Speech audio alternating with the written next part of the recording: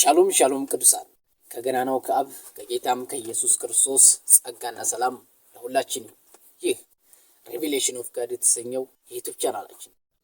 በዚህ ቻናል ላይ እኔ በጌታ ታናሽ ወንድማችሁ ሚኒስተር ግሩም በላይ የማገለግላችሁ ነው። ቻናላችንን ሰብስክራይብ በማድረግ ቤተሰብ ይሁኑ። አመሰግናለሁ። ባለፈው ቪዲዮ ላይ እግዚአብሔር መምሰል ማለት ምን ማለት ነውና እግዚአብሔርን ለምን እንመስለዋለን የሚሉ ሐሳቦችን ያየን ሲሆን ዛሬ ደግሞ እግዚአብሔርን እንዴት እንመስለዋለን በሚል ሐሳብ ላይ የምናይ ይሆናል። ክብር ለጌታ ይሁን። እግዚአብሔርን እንዴት እንመስለዋለን? እንግዲህ እግዚአብሔርን እንዴት እንመስለዋለን በሚሉ ሐሳቦች ጥቂት ሐሳቦችን አንስተን የምናይ ይሆናል። ክብር ለጌታ ይሁን። እንግዲህ የመጀመሪያው እግዚአብሔርን እንዴት እንመስለዋለን በሚለው ሐሳብ ውስጥ እግዚአብሔርን የሚመስለው የእግዚአብሔርን ቃል በማንበብና በማጥናት ነው። የእግዚአብሔርን ቃል በማንበብና በማጥናት ነው። የእግዚአብሔር ባህሪ እና ፍቃድ ከቃሉ እንማራለን። የእግዚአብሔርን ባህሪና ፍቃድ ከቃሉ እንማራለን። መጽሐፍ ቅዱስ ስናነብ እግዚአብሔርን በደንብ እንረዳለን። እንግዲህ በእግዚአብሔር ቃል ውስጥ እግዚአብሔር ማን እንደሆነ፣ እግዚአብሔር ምን እንደሚያዘን፣ እግዚአብሔር ምን እንደሆነ በእግዚአብሔር ቃል ውስጥ እግዚአብሔርን ማወቅ እንችላለን። ስለዚህ እግዚአብሔርን ስናውቀው ደግሞ እግዚአብሔርን ወደ መምሰል ህይወት እናደርጋለን ማለት ነው። ስለዚህ አንድ ቃል እንመልከት። ሁለተኛ ጢሞቴዎስ 3:16-17 ያለውን ቃል እንመልከት። የእግዚአብሔር ሰው ፍጹምና ለበጎ ስራ ሁሉ የተዘጋጀ ይሆን ዘንድ የእግዚአብሔር መንፈስ ያለበት መጽሐፍ ሁሉ ለትምህርትና ለተግሣጽ ልብንም ለማቅናት በቅድስናም ላለው ምክር ደግሞ ይጠቅማልና። ሃሌሉያ። እንግዲህ ጢሞቴዎስ ላይ ያለው መልእክት እንዲህ ነው። የእግዚአብሔር ሰው ፍጹምና ለበጎ ስራ ሁሉ የተዘጋጀውን ዘንድ ሰው ለበጎ ስራና ለፍጹምነት ያለው ህይወት እንዲኖር፣ በጎነት ያለው ህይወት እንዲኖር፣ እግዚአብሔር የሚመስል ህይወት፣ በጎነት የእግዚአብሔር ባህሪ ነው።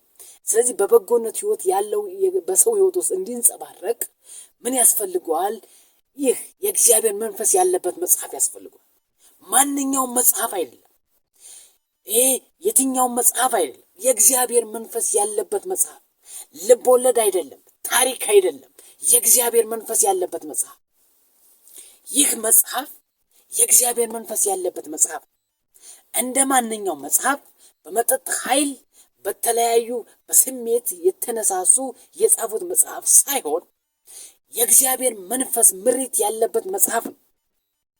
ይህ መጽሐፍ እንግዲህ ለበጎ ስራ ሁሉ ለፍጽምነት ያለ ህይወት ለመዘጋጀት ይህ መጽሐፍ ያስፈልጋል።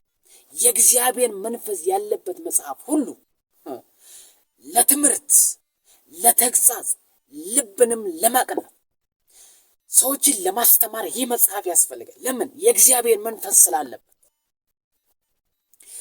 ለተግሣጽ፣ ሰዎችን ለመገሰጽ የእግዚአብሔር መንፈስ ያለበት ይህ መጽሐፍ ያስፈልጋል። ልብንም ለማቅናት፣ የደከመ ልብ ካለ፣ ተስፋ የቆረጠ ልብ ካለ ለማንሳት፣ ከወደቀበት ለማንሳት ይህ የእግዚአብሔር ቃል ያስፈልጋል። የእግዚአብሔር ቃል ለጽድቅም ምክር ያስፈልጋል። በቅድስና ህይወት ሰዎችን ለመምራት ይህ መልካም የሆነ ምክር፣ ከምክርም የወደቀ ሳይሆን በቅድስናም ላለ ምክር፣ በጽድቅም ላለ ምክር የሚጠቅም ይህ መጽሐፍ ነው። ስለዚህ እንደ ማንኛውም መጽሐፍ በመጠጥ ኃይል ተነስተው የጻፉት ሳይሆን፣ በስሜት ተነስተው የጻፉት ሳይሆን፣ አይምሯቸው ስላዘዛቸው የጻፉት ሳይሆን የእግዚአብሔር መንፈስ አድሮባቸው የጻፉት መጽሐፍ ነው። ስለዚህ የእግዚአብሔር መንፈስ አለበት ማለት ነው። ስለዚህ ይህ መጽሐፍ ለምን ይጠቅማል ካላችሁ ፍጹምነትና ለበጎ ስራ ሁሉ የሰው ልጅ እንዲነቃቃ፣ እንዲነሳ፣ እግዚአብሔር ወደ መምሰል ህይወት እንዲያድግ ይህ የእግዚአብሔር መንፈስ ያለበት መጽሐፍ ያስፈልጋል ማለት ነው። ስለዚህ በህይወታችን እግዚአብሔር ለመምሰል የመጀመሪያው የእግዚአብሔር መንፈስ ያለበት መጽሐፍ ቅዱስ ነው ማለት ነው። መጽሐፍ ቅዱስ ስናነብና ስናጠና የእግዚአብሔርን ባህሪ፣ እግዚአብሔር ማን እንደሆነ፣ እግዚአብሔር ምን እንዳዘዘን በዚህ ቃል ውስጥ ስለምንማርና ስለምናጠና በመንፈስ ቅዱስ ኃይል አማካኝነት ስለምንረዳ እግዚአብሔርን ወደ መምሰል ህይወት እናርግበታለን ማለት ነው። የመጀመሪያው የእግዚአብሔርን ቃል ማንበብና ማጥናት ነው ማለት ነው፣ እግዚአብሔርን ለመምሰል የሚረዳ። ሁለተኛው በጸሎት መጽናት ነው። በጸሎት የጸና ህይወት ከእግዚአብሔር ጋር በጸሎት መገናኘት እግዚአብሔር እንድንመስለው ያደርጋል። እንግዲህ ከእግዚአብሔር ጋር የሚገናኝ ሰው ከእግዚአብሔር ጋር በጸሎት ቁርኝት ያለው ሰው ሐዋርያቶች ኢየሱስን በጠየቁት ጊዜ እንዴት ብለን እንጸልይ አሉት። እንዲህ አላቸው። መጀመሪያ ላይ ሲናገር በሰማይ የምትኖር አባታችን ሆይ ብለው እንዲጀምሩ አረጋቸው። ለምን? ጸሎት ከአባትነት ነው የሚጀምረው፣ ከጥያቄ አይደለም። ጸሎት ካለን ሁኔታና ካለን ጥያቄ አይደለም የሚጀምረው፣ ከአባትነት ነው የሚጀምረው። አባታችን ሆይ ጥያቄው ከታች አለ፣ ነገር ግን አባታችን ሆይ ብለው እንዲጀምሩ። ለምን? ጸሎት ማለት ኮሚኒኬሽን ነው፣ ንግግር ነው፣ የአባትና የልጅ ግንኙነት ነው። ስለዚህ በጸሎታችን ቀኑን ሙሉ ከአባታችን ጋር የምንነጋገርበት ነው ማለት ነው። ባለን ህይወት፣ በምንሰራበት ቦታ፣ በምንንቀሳቀስበት ስፍራ ኤቭሪዌር ከእግዚአብሔር ጋር ስንነጋገር እርሱ ነው ጸሎት። ለምን? የአባትና የልጅ ግንኙነት ነውና ጸሎት። ስለዚህ በዚህ ህይወት ውስጥ እግዚአብሔር ጋር የምናደርገው ኮሚኒኬሽን፣ ንግግር ወደ እግዚአብሔር እንድናድግ ያደርገናል። ወደ እግዚአብሔር ለማደግ ሁልጊዜም በጸሎት ህይወት ውስጥ መሆን ነው።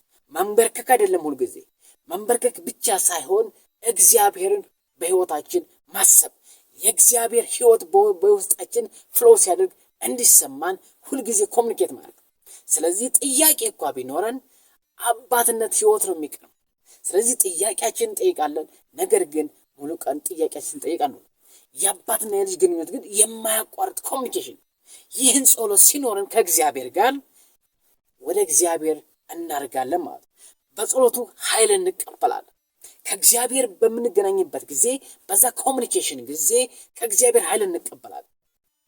ከእግዚአብሔር ጥበብን እንቀበላለን። ከእግዚአብሔር መመሪያን እንቀበላለን። በዚህ ጊዜ እግዚአብሔርን ወደ መምሰል የሚያሳድግ ኃይል፣ የሚያሳድግ ጥበብ፣ የሚያሳድግ መመሪያ፣ የሚያሳድጉ የእግዚአብሔር እርዳታዎች ይከተሉናል ማለት ነው። ስለዚህ ያልተቋረጠ ጸሎት፣ በጸሎት የጸና ህይወት እግዚአብሔርን ወደ መምሰል ያርጋል ማለት ነው። ስለዚህ ሁለተኛው ወደ እግዚአብሔር የሚያሳድገን ክፍል በጸሎት የጸና ህይወት ነው። እስኪ ቃል እንመልከት። ፊልጵስዩስ 4:6-7 ያለው ቃል እንመልከት። ጌታ ቅርብ ነው፣ በነገር ሁሉ በጸሎትና በምልጃ ከምስጋና ጋር በእግዚአብሔር ዘንድ ልመናችሁን አስታውቁ እንጂ በአንዳች ነገር አትጨነቁ። ሃሌሉያ! ጌታ ቅርብ ነው።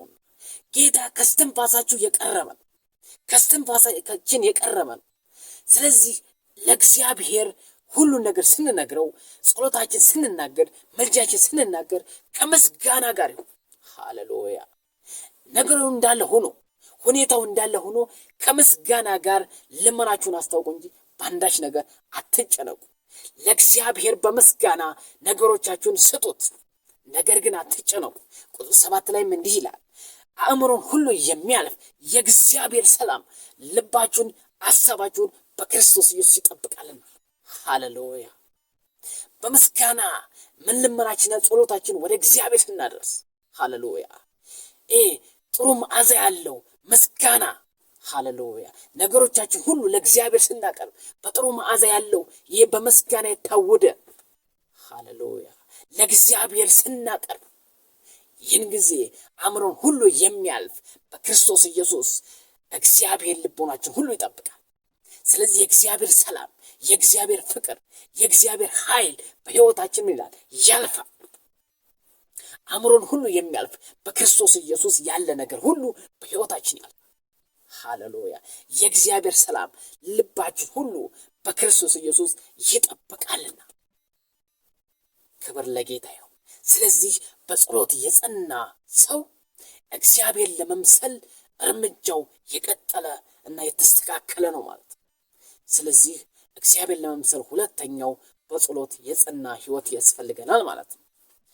ሶስተኛ እግዚአብሔር ለመምሰል የሚያስፈልገን መንፈስ ቅዱስን በመታዘዝ ነው። መንፈስ ቅዱስን የሚታዘዝ ህይወት እግዚአብሔርን ለመምሰል የተዘጋጀ ህይወት ነው ማለት ነው። መንፈስ ቅዱስ እግዚአብሔርን እንድንመስል የሚያግዝ ኃይል ነው። መንፈስ ቅዱስ ስንታዘዝ በፍቅር፣ በደስታ፣ በሰላምና በሌሎች የመንፈስ ፍሬዎች እንሞላለን። ሃሌሉያ! ኢየሱስ ክርስቶስ ጌታ ነው። መንፈስ ቅዱስን መታዘዝ አለብን። በሕይወታችን መንፈስ ቅዱስ የመታዘዝ ሕይወት ካለን እግዚአብሔርን የመምሰል ሕይወት አለን ማለት ነው። ኢየሱስ እኮ እኔ ብሄድ ይሻላችኋል ያለበለዚያ አጽናኙ አይመጣም ማለት። በሌላም ክፍል ደግሞ እርሱ በመጣ ጊዜ መንፈስ ቅዱስ በመጣ ጊዜ ወደ እውነት ሁሉ ይመራችኋል። ሃሌሉያ። ከኔም ካለው ወስዶ ምን ያስተምራችኋል። ስለዚህ መንፈስ ቅዱስ ከክርስቶስ ያለን ነገር የሚያስተምረን ደግሞም ወደ እውነት የሚመራን። ያለ መንፈስ ቅዱስ ወደ እውነት አንሄድም። ወደ እውነት ካልሄድን ደግሞ እግዚአብሔርን አንመስልም።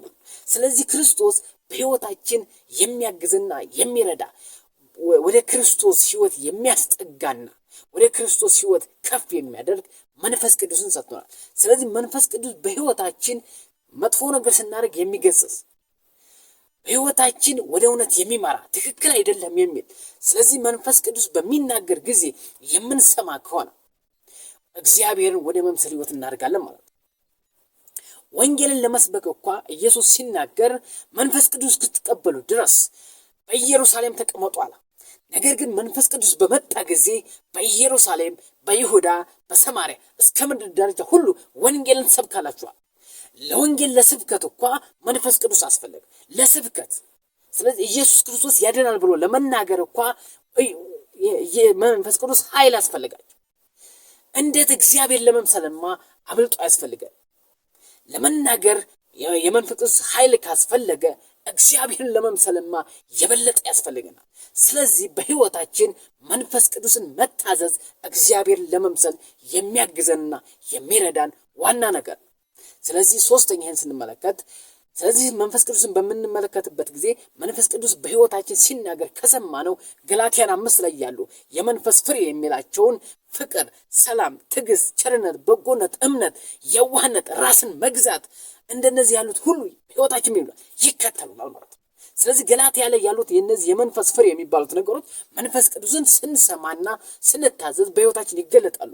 እነዚህ ፍቅር፣ ደስታ፣ ቸርነት፣ በጎነት የምናቸው ደግሞ የእግዚአብሔር ባህሪያቶች ናቸው። እነዚህ ነገሮች በሕይወታችን ተጨመሩ፣ ተገለጡ ማለት እግዚአብሔርን መሰል ማለት ነው። ሃሌሉያ። ስለዚህ እግዚአብሔርን ለመምሰል መንፈስ ቅዱስን መታዘዝ ያስፈልጋል ማለት ነው። ክብር ለአምላካችን ለመድኃኒታችን ነው። አራተኛ እግዚአብሔር ለመምሰል የሚያስፈልገን ነገር ክርስቶስን በመከተል ነው። ክርስቶስን በመከተል እግዚአብሔርን መምሰል እንችላለን። ኢየሱስ ክርስቶስ የእግዚአብሔር ፍጹም አምሳል ስለሆነ የክርስቶስ ሕይወትና ትምህርቶች በመከተል እግዚአብሔርን መምሰል እንችላለን። የክርስቶስን ሕይወትና ትምህርቶች የክርስቶስ ሕይወት ስንመለከት ከአብ ጋር እኩል የሆነ ከፍ ያላለ ዝቅ ያላለ በአብ ጋር የተስተካከለ ክብር ሳለው ነገር ግን ስለኛ ሲል ያንን ክብሩን በመተው ያለ ልክ ዝቅ በማለት ወደ ምድር በመምጣት እኛን በመምሰል ከኛም ከሰዎች የተናቀ በመምሰል ሃሌሉያ። ኢሳይያስ እንደሚል ከሰውም የተናቀ እንደሚመስል ይላል። ያን ክብር ዝቅ ብሎ ስለኛ ማንነቱን እንዳጣ፣ ደምግባቱን እንዳጣ፣ እንደተተፋበት ሃሌሉያ፣ እንደተገረፈ በመስቀል ላይም እንደ ወንበዴ እንደተሰቀለ ኢየሱስ ክርስቶስ ያለውን ክብር በመተው እንደሌለው በመምሰል በምድር ዝቅ እንዳለ ያንን ሕይወት በማሰብ ኢየሱስ ክርስቶስ ያሳየን የትህትና ሕይወት፣ ኢየሱስ ክርስቶስ ያሳየን ዝቅ ማለት ሕይወት፣ ኢየሱስ ክርስቶስ ያሳየን የፍቅር ሕይወት፣ ኢየሱስ ክርስቶስ ያሳየን የምህረት ሕይወት፣ ያን ሕይወት በማሰብ ሃሌሉያ ወደ እግዚአብሔር መምሰል ማደግ እንችላለን። እንዲሁም በምድር ላይ በተመላለሰባቸው ጊዜያቶች ያስተማራቸውን ትምህርቶች በማጥናት በማሰብ በማሰላሰል ክርስቶስን በማሰብ ትምህርቶቹን በማሰብ ክርስቶስን በመምሰል ወደ እግዚአብሔር ማደግ እንችላለን። ስለዚህ ክርስቶስን በመምሰል ወደ እግዚአብሔር ማደግ እንችላለን ማለት ነው። ዕብራውያን ላይ ቃል እንመልከት። ዕብራውያን 12:1-2 ያለውን ቃል ስንመለከት እንግዲህ እንደነዚህ የሚያህሉ ምስክሮች እንደ ደመና በዙሪያችን ካሉልን እኛ ደግሞ ሸክምን ሁሉ ቶሎም የሚከብን ኃጢአት አስወግደን የእምነታችን ራስና ፍጻሜው ኢየሱስ ክርስቶስን ተመልክተን በፊታችን ያለውን ሩጫ በትዕግስት እንሩጥ። እርሱ ነውርን ንቆ በፊቱም ስላለው ደስታ በመስቀል ታግሶ በእግዚአብሔር ዙፋን ቀኝ ተቀምጧልና። ስለዚህ ክርስቶስን በመመልከት የእምነታችን ራስና ፍጻሜ የሆነውን ክርስቶስ ኢየሱስ በመመልከት በፊታችን ያለውን ሩጫ መሮጥ አለም። እርሱም በፊታችን ያለው ሩጫ መዳን አይደለም። መዳን በክርስቶስ ኢየሱስ ያገኘነው ሕይወት ነው። አሁን ያለን ሩጫ እግዚአብሔርን መምሰል ነው። ወደ እግዚአብሔር መምሰል፣ ወደ መጨረሻው ሙላት፣ ወደ መጨረሻው ፍጽምና፣ ከልጅነት ሕይወት ወደ እግዚአብሔር መምሰል። ሃሌሉያ! ወደ መጨረሻው እርሱን ወደ መምሰል ሕይወት ወደዛ እንሮጥ። ማንም በመከተል የእምነታችን ራስና ፍጻሜ ኢየሱስ ክርስቶስን በመመልከት እርሱ ሁሉን በመናቅ በፊቱ ያለውን ነገር በመመልከት ሁሉን በትዕግስት በመቀበል በእግዚአብሔር ቀኝ የተቀመጠ እኛም ሁሉን ነገር በመተው የእምነታችን ራስና ፍጻሜ በመከተል ኢየሱስ ክርስቶስን በመከተል እርሱን በማየት በመመልከት ወደፊት ወደሚደርስብን ወደ ክብር ሕይወት እግዚአብሔርን ወደ መምሰል ሕይወት እንገስገስ። ይህ ነው ክርስቶስ ኢየሱስን በመመልከት አንደኛው እግዚአብሔርን ወደ መምሰል ሕይወት የምናደርግበት መንገድ ነው። ከሌሎች አማኞች ጋር በመተባበር የመጨረሻው ከሌሎች አማኞች ጋር በመተባበር እግዚአብሔርን መምሰል እንችላለን። ምክንያቱም ከሌሎች አማኞች ጋር እርስ በርስ በምንተያይበት ጊዜ፣ እርስ በርስ በምንገናኝበት ጊዜ ህብረታችን ሲጠነክር፣ ጸሎታችን ሲጠነክር፣ ህብረት ጸሎት ያጠነክራል። በአንድነት እግዚአብሔር መምሰል እንተጋለን።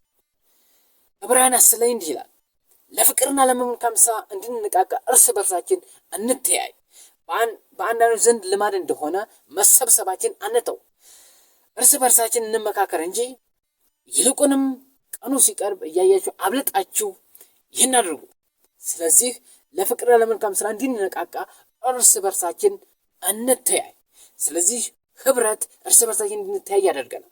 እርስ በርሳችን በምንተያይበት ጊዜ ደግሞ ከአንዱ መልካም ስራ የአንዱ መልካም ስራ ያ መልካም ስራ ሸር ሲደራረግ ህብረት ሲጠነክር መተያየት መልካም ስራዎች ሲጎለብቱ እግዚአብሔር ወደ መምሰል ህይወት፣ የፍቅር ህይወት፣ የቸርነት ህይወት፣ የምሕረት ህይወት በቤተ ክርስቲያን በህይወታችን ይገለጣል ማለት ነው። ይህ እግዚአብሔር ወደ መምሰል ህይወት ያሳድገናል ማለት ነው። እነዚህ ሁሉ እግዚአብሔርን የምንመስልባቸው መንገዶች ናቸው። እግዚአብሔር መምሰል በህይወታችን የአንድ ቅጽበት ጉዳይ አይደለም። እግዚአብሔር መምሰል የአንድ ጊዜ ክስተትም አይደለም። እግዚአብሔር መምሰል የዕድሜ ልክ ጉዞ ነው። ዛሬ እግዚአብሔር መምሰል በማለት የሚመሰል ሁኔታ ሳይሆን ዕለት በዕለት የዕድሜ ልክ ጉዞ ነው። በህይወታችን ዕለት በዕለት የምንከተለው ህይወት እንጂ በአንድ ጊዜ እግዚአብሔር የሚመስል ህይወት የለም። ስለዚህ እግዚአብሔር መምሰል የአንድ ጊዜ ክስተት ሳይሆን የዕድሜ ልክ ጉዞ ነው። ሁልጊዜም ፍጹማን ልንሆን አንችልም። ነገር ግን በእግዚአብሔር ጸጋና በመንፈስ ቅዱስ ኃይል እያደግን እግዚአብሔር ወደ መምሰል ህይወት በቅጽበት ሳይሆን ዕድሜ ልክ ጉዞ በማድረግ እግዚአብሔር ወደ መምሰል ህይወት ማደግ አለብን። ስለዚህ እግዚአብሔር መምሰል የዕድሜ ልክ ጉዞ ነው። አመሰግናለሁ። ዛሬ ያስኩላችሁ ትምህርት ይህን ይመስላል። በቀጣይ እግዚአብሔር ለመምሰል ያሉበት ተግዳሮቶችና መፍትሄዎች በሚል የምንመጣ ሲሆናል። ስለዚህ እግዚአብሔርን እንዳንመስል የሚያደርጉ ተግዳሮቶችና መፍትሄዎችስ ምንድን ናቸው? እስከዛው ድረስ እናንተ እያሰባችሁ ጠብቁኝ። ሰላም ያሰ